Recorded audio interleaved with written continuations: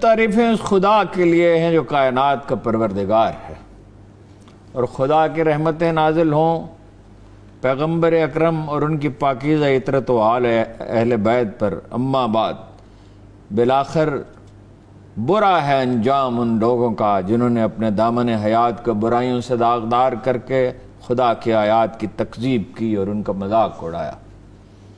اے یزید، کیا تو یہ سمجھتا ہے کہ تو نے ہم پر زمین کے گوشے اور آسمان کے کنارے تنگ کر دیے؟ دیکھیے فصاحت کیا ہے جی۔ اس حال میں بھی آخر کس کی اولاد تھی؟ کس کی اولاد تھی؟ اور کیا آل رسول کو رسیوں اور زنجیروں میں جکڑ کر دربدر پھرانے سے تو خدا کی بارگاہ میں سرخرو سرفراز اور ہم رسوا ہوئے ہیں؟ کیا تیرے خیال میں ہم مظلوم ہو کر ذلیل ہو گئے؟ العزت للہ جمیع، یہ انہیں ادراک تھا کہ ہماری توہین نہیں ہو سکتی، امت میں تکریم ہماری رہے گی، اور خدا کی بارگاہ میں تو ظالم، تو کیا ظالم بن کر تو سربلند ہوا ہے؟ کیا تو سمجھتا ہے کہ ہم پر ظلم کر کے خدا کی بارگاہ میں تجھے شان و مقام حاصل ہو گیا؟ آج تو اپنی ظاہری فتح کی خوشی میں سرمست ہے اور ناک منہ چڑھاتا ہوا مسرت و شادمانی سے سرشار ہو کر اپنے غالب ہونے پر اتراتا ہے، ہمارے حقوق کو غصب کر کے اپنی غلط سوچ پر مغرور نہ ہو اور ذرا دم لے۔ اسے سوچنے غور کرنے کی یعنی تلقین تو کی، یہی اہل حق کا شیوہ ہے۔ کیا تو نے خدا کا یہ فرمان بھلا دیا کہ حق کا انکار کرنے والے یہ خیال نہ کریں کہ ہم نے انہیں جو مہلت دی ہے وہ ان کے لیے بہتر ہے، بلکہ ہم نے ان کے لیے ڈھیل دے رکھی ہے، جی بھر کے اپنے گناہوں میں اضافہ کر لیں۔ دیکھیں یہ رسول اللہ صلی اللہ علیہ وسلم نے فرمایا، قرآن میں بھی یہ ہے، فزادہم اللہ مرضا، اللہ ان کے مرض کو بڑھاتا ہے، انہیں ان کے راستے پہ چھوڑ دیتا ہے۔ ایک حدیث قدسی یہ کہتی ہے کہ آدمی کو اس کے راستے میں آزاد کر دیا جاتا ہے، پھر وہ جو جی چاہے کرتا رہے۔ اے طلقاء کے بیٹے، رحم کہہ کر چھوڑ دیے گئے لوگ جن کو فتح مکہ کے دن معاف کر دیا گیا، کیا یہ تیرا انصاف ہے کہ تو نے اپنی مستورات اور لونیوں کے چادر اور چار دیواری کا تحفظ فراہم کیا ہے، جبکہ رسول زادیوں کے سر برہنہ کر دیا ہے؟ تو نے عصمت کی چادریں لوٹ لی اور ان کی بے حرمتی کا مرتکب ہوا۔ تیرے حکم پر اشقیاء نے، شقی القلب لوگوں نے، رسول زادیوں کو بے پردہ کر کے شہر شہر پھرایا۔ تیرے حکم پر دشمنان خدا و اہل بیت کی پاک دامن مستورات کے سر ننگے ہوئے۔ لوگ رسول زادیوں کے کھلے سر دیکھ کر ان کا مذاق اڑا رہے ہیں، اور دور و نزدیک کے رہنے والے سب کی نظریں ان کی طرف اٹھتی ہیں۔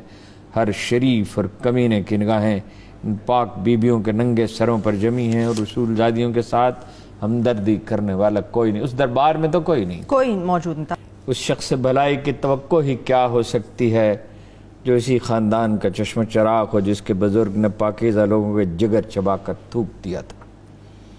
اور شخص انصاف کی کیا امید ہو سکتی ہے جس کا گوشت پوش شہیدوں کے خون سے بنا ہو؟ اے یزید، کیا تجھے شرم نہیں آتی کہ تو اتنے بڑے جرم کا ارتکاب کرنے اور اتنے بڑے گناہ کو انجام دینے کے باوجود فخر و مباحات کرتا ہے؟ یہاں ایک بڑا اہم نقطہ ہے۔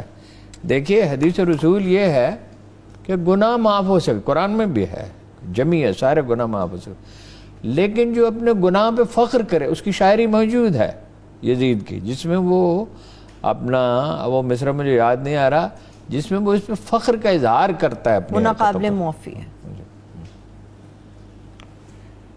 میرے اسلاف اگر موجود ہوتے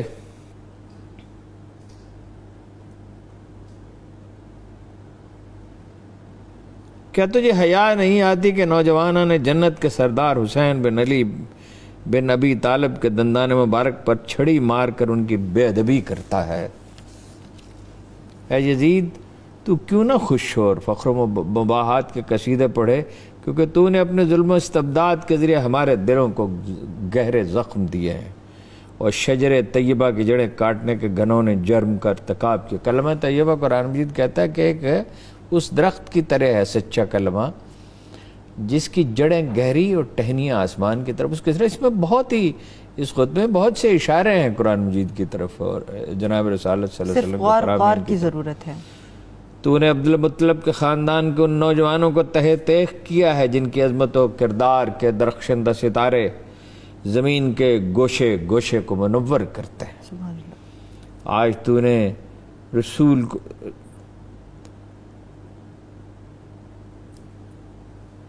ایک بڑا تفصیلی اس کے بعد خطبہ آپ تھا۔ نے آسمان کی طرف نگاہ کی، بارگاہ الہی میں عرض کیا، اے ہمارے کردگار حق، تو ہمارا حق ان ظالموں سے ہمیں دلا، اور تو ہمارے حق کا بدلہ ان سے لے لے۔ اے پروردگار، تو ہی ان ستمگروں سے ہمارا انتقام لے، اور اے خدا تو ہی ان پر اپنا غضب نازل فرما، جس سے ہمارے عزیزوں کو خون میں نہلایا اور ہمارے مددگاروں کو تہہ تیغ کیا ہے۔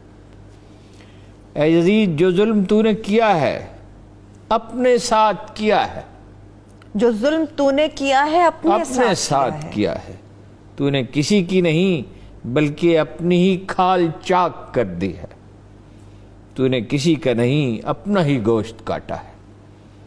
تو رسول خدا کے سامنے صلی اللہ علیہ وسلم کے سامنے ایک مجرم کی صورت لایا جائے گا، اور تجھ سے تیرے اس گھرانے جرم کی باز پرس ہوگی، اور تو نے اولاد رسول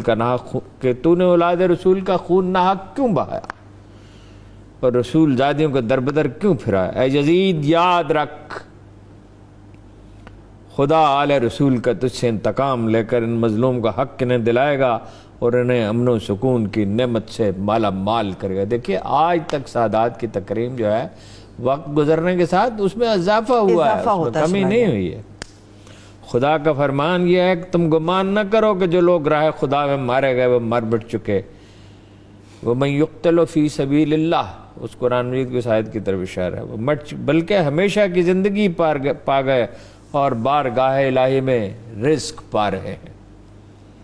اے یزید، یاد رکھ، تو نے جو ظلم آل محمد پر ڈھائے ہیں اس پر رسول خدا عدالت الہی میں تیرے خلاف شکایت کریں گے، رسول خدا اور جبریل امین آل رسول کے حق میں گواہی دیں گے۔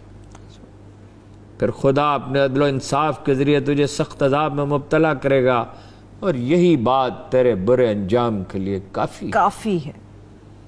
ان قریب وہ لوگ بھی اپنے انجام کو پہنچ جائیں گے جنہوں نے تیرے لیے ظلم و استبداد کی بنیادیں استوار کی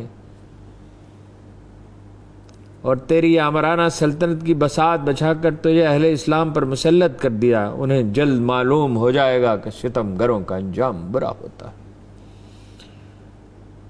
اے یزید، یہ گردش ایام اور حوادث روزگار کا اثر ہے کہ مجھے تجھ جیسے بدنہاد سے ہم کلام ہونا پڑا۔ ذرا غور کیجئے، کون کس سے بات کر رہا ہے؟ میں تجھ جیسے ظالم و ستمگار سے گفتگو کر رہی ہوں۔ یاد رکھ، میری نظر میں تو ایک نہایت پست اور گھٹیا شخص ہے جس سے کلام کرنا بھی شریفوں کی توہین ہے، اہل عزت کی تو توہین ہی۔ میری اس جرأت سخن پر تو مجھے اپنے ستم کا نشانہ ہی کیوں نہ بنا دے، لیکن میں اسے ایک عظیم امتحان اور آزمائش سمجھتے ہوئے صبر و استقلال اختیار ہوں۔ یہ ہے میسج، یہ جناب حسین کا میسج بھی یہی ہے، جناب علی کرم اللہ کے وجہ کو بھی یہی تھا، سیدہ فاطمہ کو بھی یہی تھا، اور ان کا بھی یہی ہے۔ تیری بد کلامی اور بد سلوکی میرے عزم و استقلال پر اثر انداز نہیں ہو سکتی۔ کوئی فرسٹریشن نہیں آپ کو نظر آتی، غم تو ہے، صدمہ تو ہے، فرسٹریشن نہیں ہے۔ یعنی یہ انہیں معلوم ہے کہ روشنی کہاں ہے، راستہ کیا ہے، اور یہ نسل در نسل ہم نے دیکھا۔ پھر اے یزید، آج ہماری آنکھیں اشکبار ہیں اور سینوں میں آتش غم کے شعلے بھڑک رہے ہیں۔ افسوس تو اس بات پر ہے کہ شیطان کے ہم نواؤں اور بدنام لوگوں نے رحمان کے سپاہیوں اور پاک باز لوگوں کو تہہ تیغ کر ڈالا ہے، اور ابھی تک اس شیطانی ٹولے کے ہاتھوں سے ہمارے پاک خون کے قطرے چمک رہے ہیں۔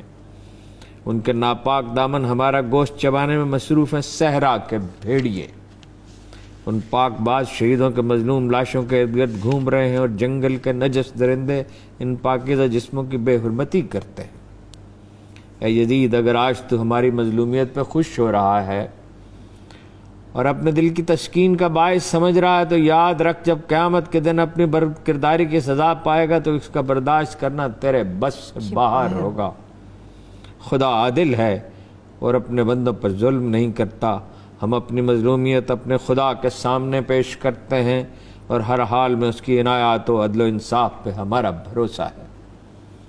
اے یزید، تو جتنا چاہے مکر و فریب کر لے اور بھرپور کوشش کر کے دیکھ لے، مگر تمہیں معلوم ہونا چاہیے کہ ہماری یاد تو لوگوں کے دلوں سے مٹا نہیں سکتا۔ آج بھی دیکھ 1400 سال گزر گئے ہیں، آج بھی وہ یاد ویسے ہی ہے۔ نہ وحی الہی کے پاکیزہ آثار محو کر سکتا ہے۔ تو یہ خیال بھی اپنے دل سے نکال دے کہ ظاہر سازی کے ذریعے ہماری شان و منزلت کو پالے گا۔ تو نے جس گناہ نے جرم کا ارتکاب کیا ہے، اس کا بدنما داغ تیرے دامن سے دھل نہیں سکتا۔ تیرا نظریہ بہت کمزور ہے، تیری حیات اقتدار میں گنتی کے چند دن باقی رہ کر تیرے سب ساتھی تیرا ساتھ چھوڑ جائیں گے۔ تیرے پاس اس دن کے لیے حسرت و پریشانی کے سوا کچھ بھی نہیں ہوگا، جب منادی ندا کرے گا کہ ظالموں اور ستم گروں پہ خدا کی لعنت۔